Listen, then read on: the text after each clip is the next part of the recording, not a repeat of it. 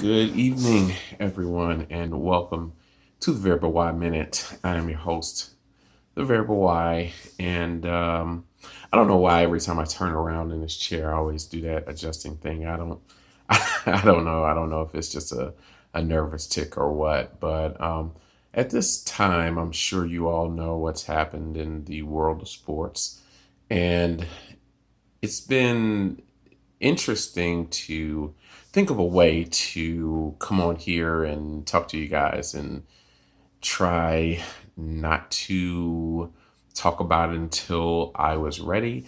Try not to talk about it until I gave a lot of other people a chance to talk about it because I knew a lot of other people would have things to say and would have moments where they would have their chance to share and to get their emotions out. And quite frankly, didn't know how I was going to do that. And I'll say honestly, there's still a part of me that's not really sure what the best way to do that is. But for those of you who, for some odd reason, are just not abreast to what's happening in the sports world, on Sunday in the afternoon, I would say probably around 2:30 ish Eastern Standard Time.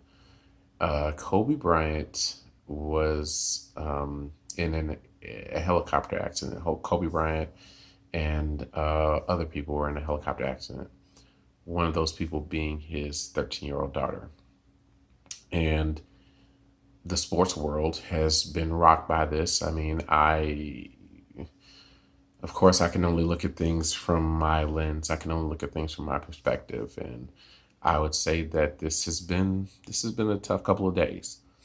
Normally, I'm trying to stay invested in the sports, so I is something I've been passionate about most of my life, and of course, it's something I get on here and try to talk to you guys about.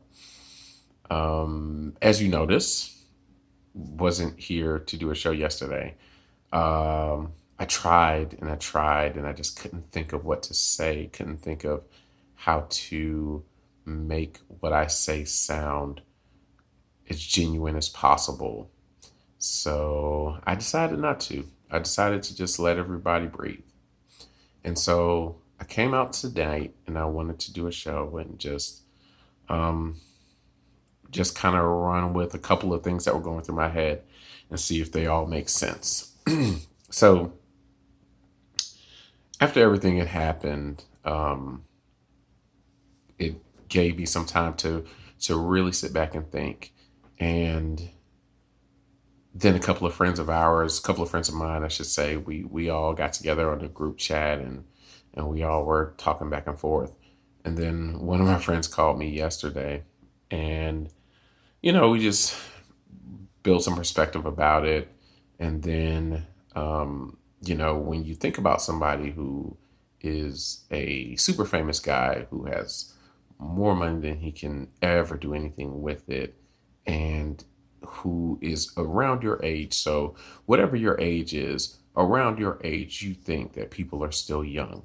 So when you think about a young guy who's around your age, who has the world in front of him, who has retired from whatever his line of work is, so he doesn't have to work anymore, you think, man, that guy's really got it going on. And then in the blink of an eye, something he'd done routinely, something that you know for a fact that if you thought there was any danger of it, he probably wouldn't have subjected anybody else to it.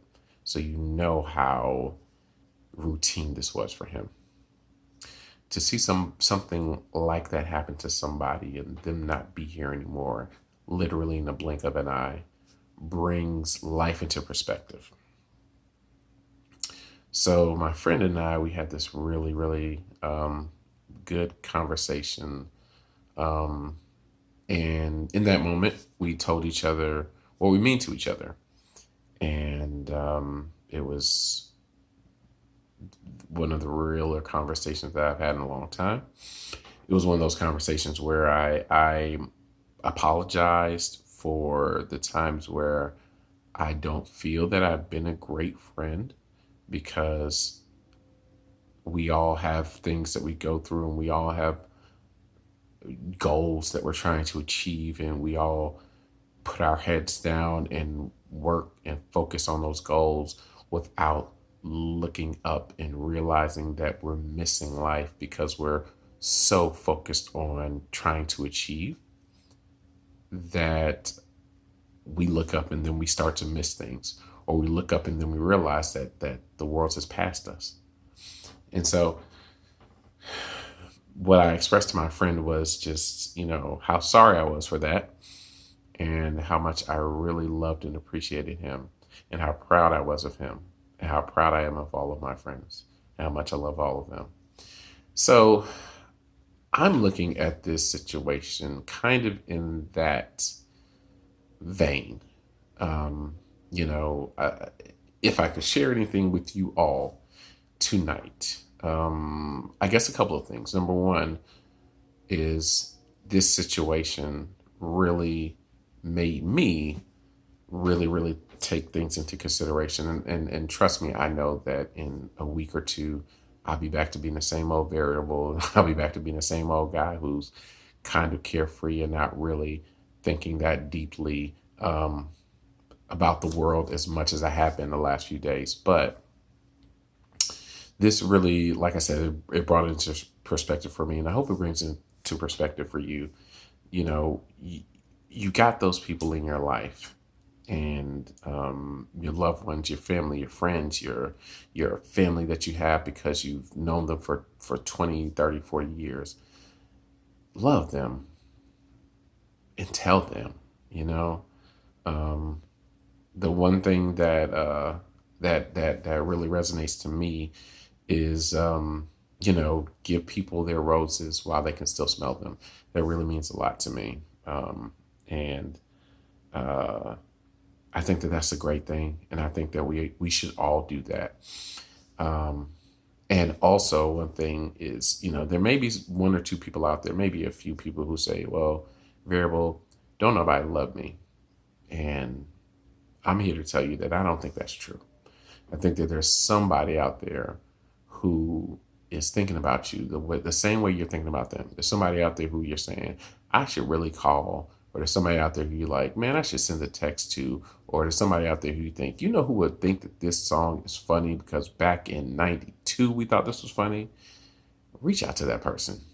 You never know what could happen. You never know how it can make their day. You never know how it can make your day. Reach out to that person and just share some love and admiration with them.